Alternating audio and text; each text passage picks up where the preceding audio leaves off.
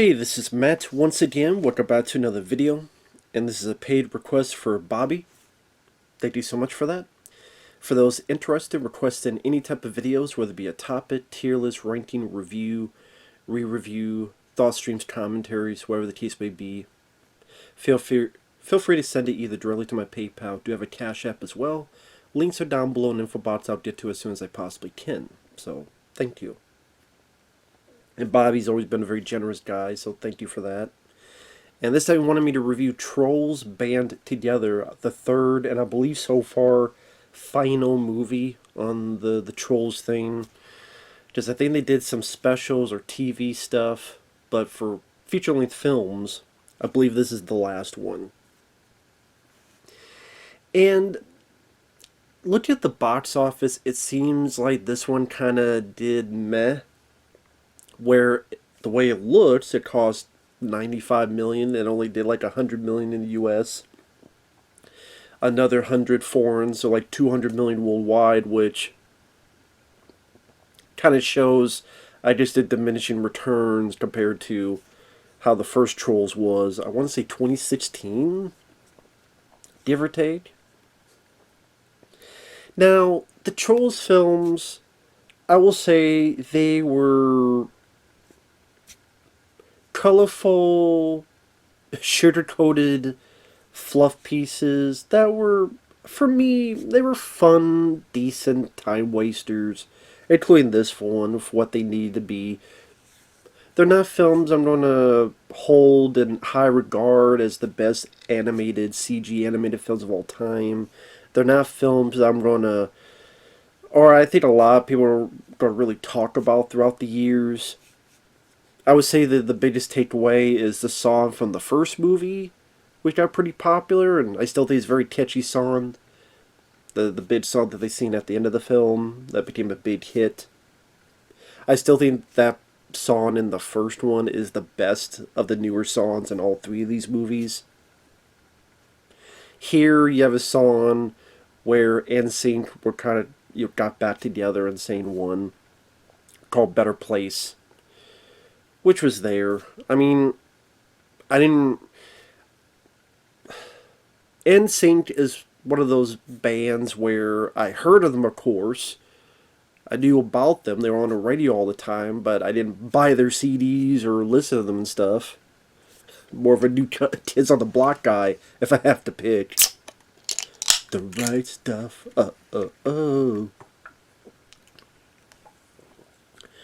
Which briefly has an appearance in this, funny enough. And a lot of the voice actors return. Anna Kendrick as Poppy, Justin Timberlake as Branch, Kenan Thompson as the little troll, the tiny Diamond is his name. But others do not return. Like, thankfully, one big plus, there is no James Corden. Because I do not like that motherfucker. James Corden, well, all the stories I hear about him, he's a terrible, horrible person that treats everybody around him like crap. He's a diva. He thinks he's better than other people. A constant array amount of stories where if he doesn't get what he wants, he pouts like an 8-year-old, tantrum, then his video game at Walmart. Temper tantrum fuck. Now, whether it was that or some other reason, but thankfully James Corden is not in this motherfucker, so that's good. And I would say I probably liked it more than the second one. I would still say the first one was the best. This one, it just felt, I don't know, maybe the pacing was a bit better. Maybe it just felt a bit focused. Just that one is like we gotta go through all these different lands and did all these different music stylings, and then some we barely hint on, and some kind of pop up, and this one's a traitor, and then you find out, but then they change their heart, they change their mind, and here, pretty simple story, where the two leads, Poppy and Branch, they are witnessing the marriage of the two characters from the first movie.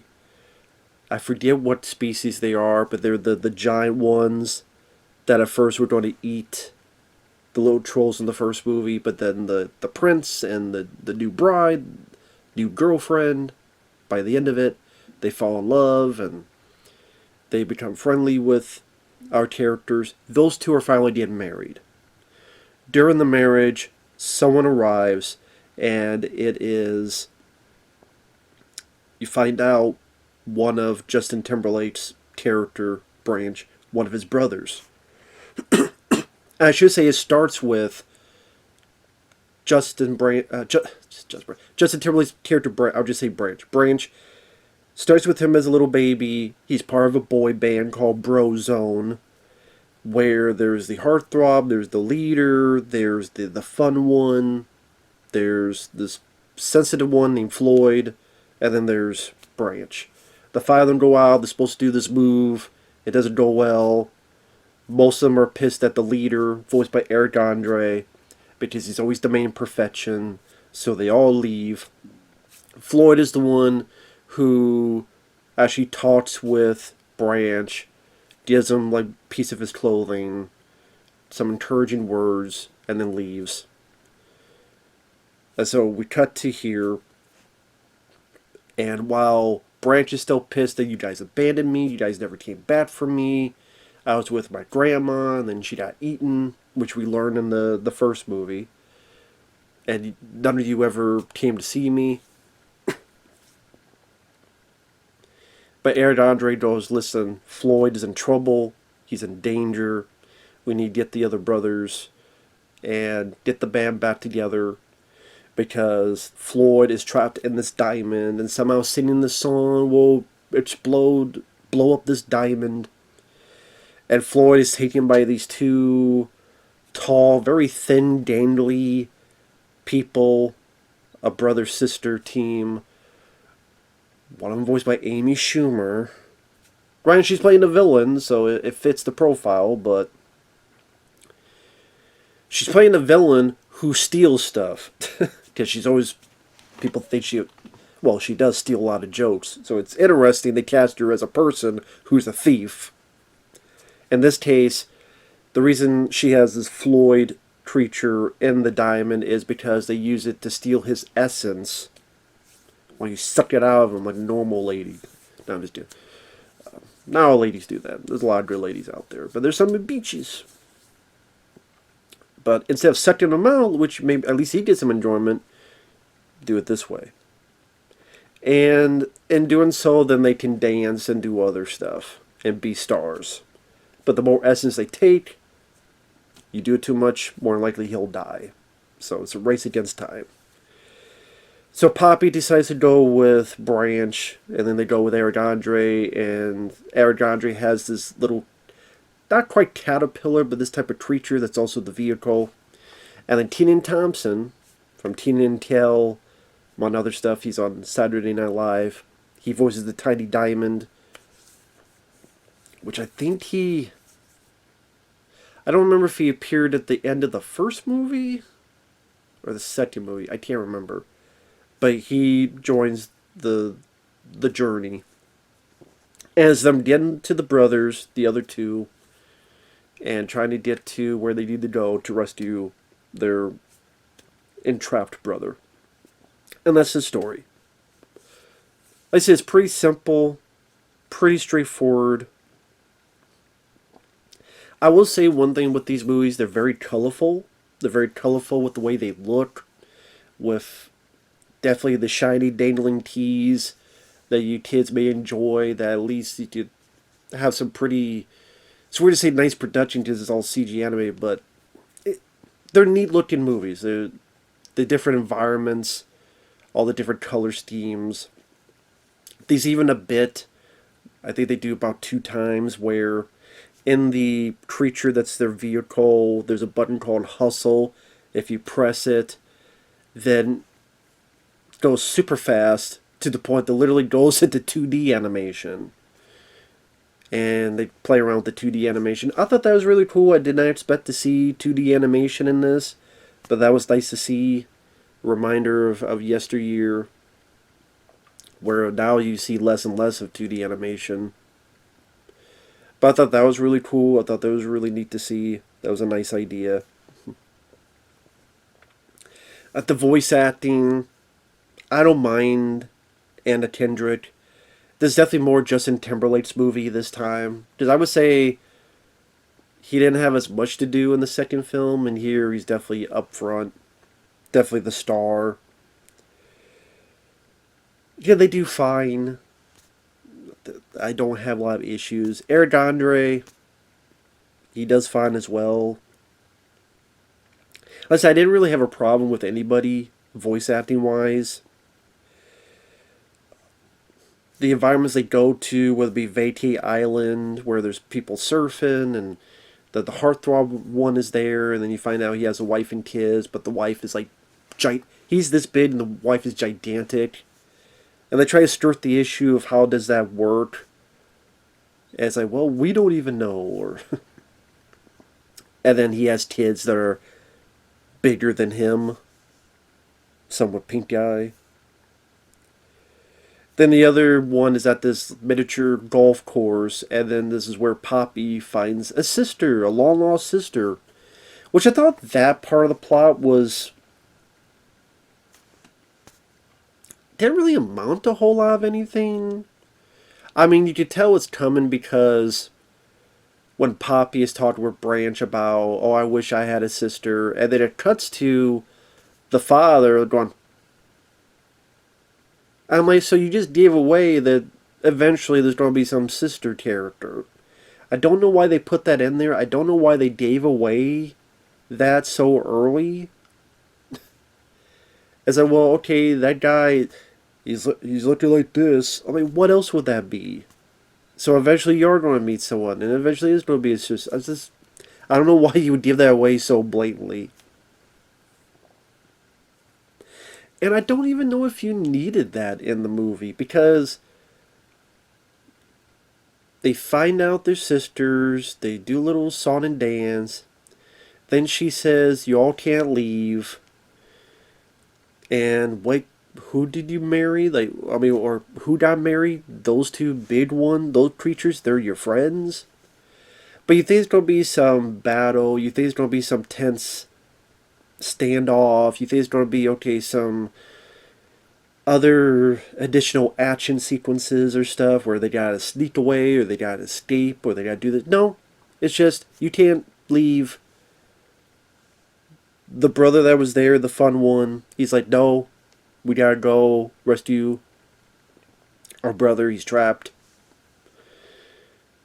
And then pretty much the sister named Viva lets them go. So that's it. It's not really any suspense, no standoff. They really didn't amount to anything. So her saying you can't leave.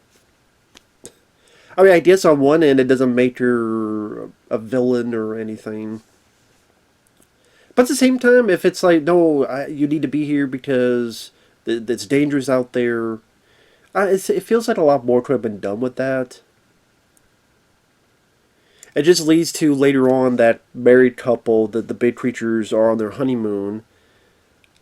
Serendipitous, they get to that same golf course, they're tied up, they're ready to be munched up, and then the sister Viva looks at the book that Poppy left her, and she's like, oh, no, stop.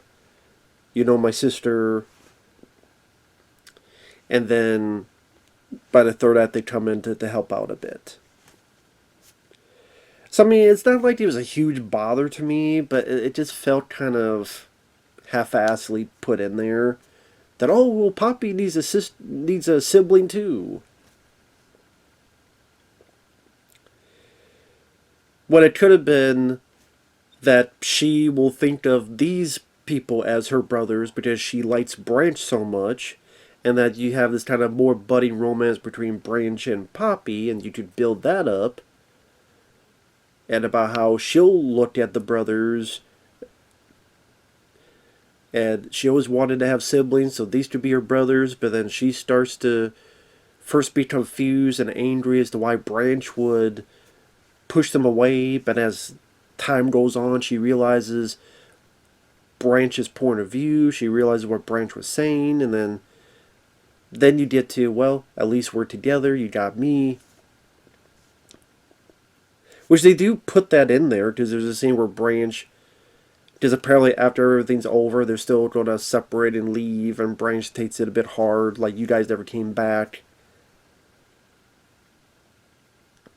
And then Poppy goes and goes, hey, wherever you go, I'm going to go with you. So I thought that was a nice little sweet scene. But, I mean, like I said, this stuff isn't rocket science. It's stuff that's not going to be up there with the classics that you're going to remember.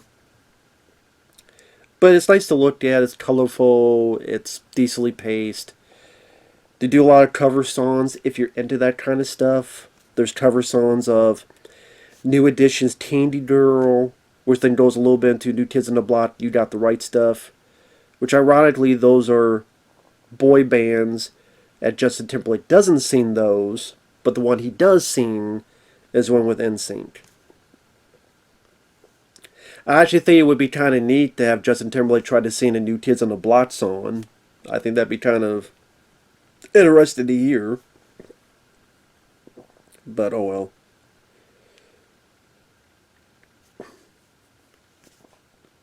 I would say the funniest line in the movies, well, I just should have said spoilers, so I'm spoiling the whole damn thing, is when Branch leaves the other brothers. He's like, I'm going to rescue Floyd on my own. He goes on about how he's left behind, and then when Grandma got eaten, I was all alone, and then when he leaves, and then one of them goes, wait, Grandma got eaten? I mean, it's like, okay, yeah, they never kept in touch, so they probably would not have known. It's like Grandma was eating, yeah. I don't know, I just thought that was kind of funny.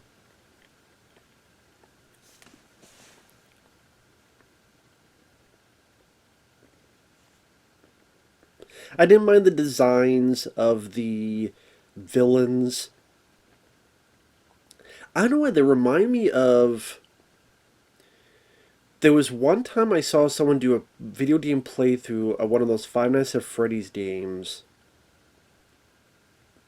I can't remember which one it was. It was in...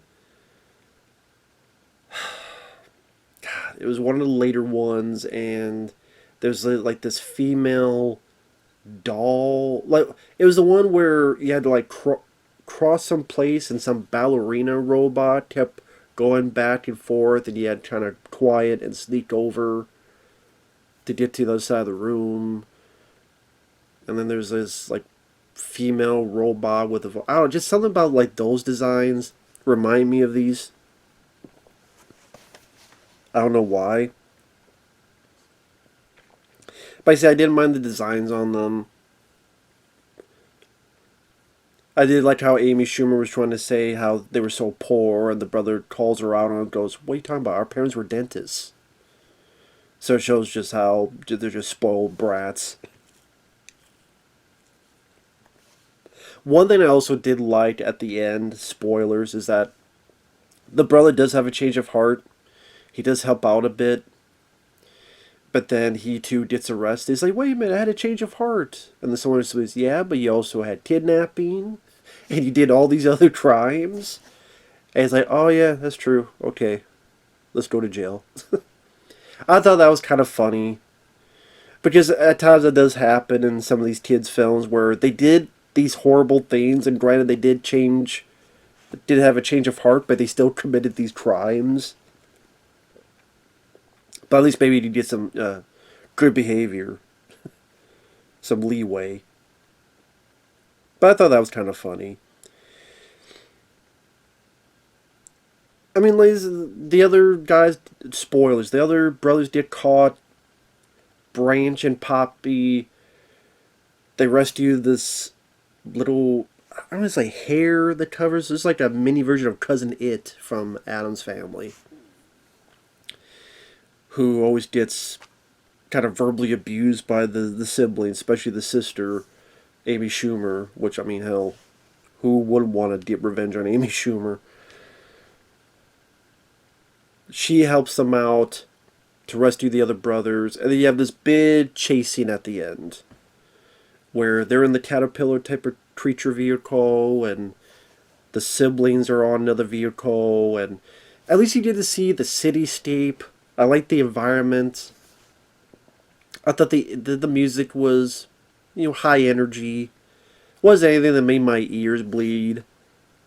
And I don't know, it felt shorter than the previous one. I don't know if that was the case running time wise, but it felt shorter.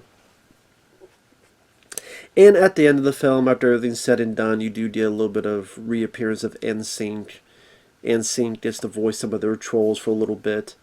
One annoying thing is they keep referencing boy bands, especially that Floyd character. Like early on, oh, we're not in sync. We're going from boys to men.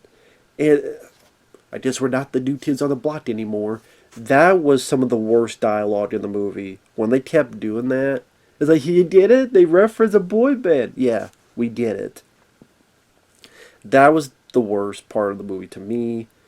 That was, I thought, just really on the nose. You fucking stupid, you don't get it type of dialogue.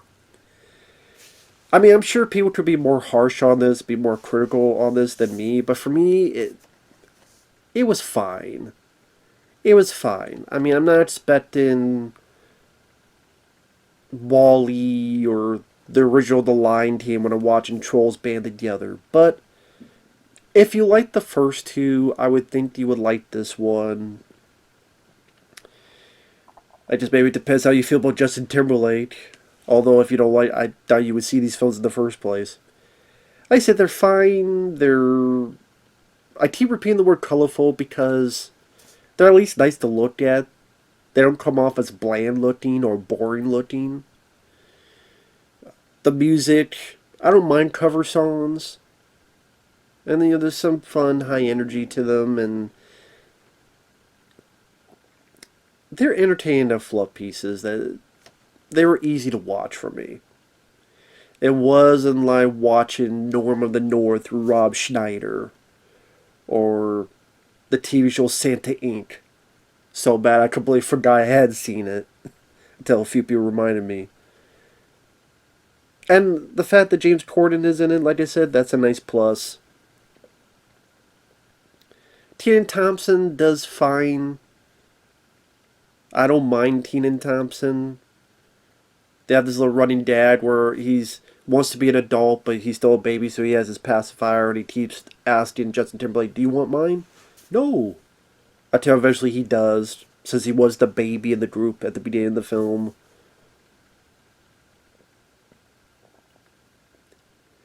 I mean, sometimes I think you could have gotten someone that is more...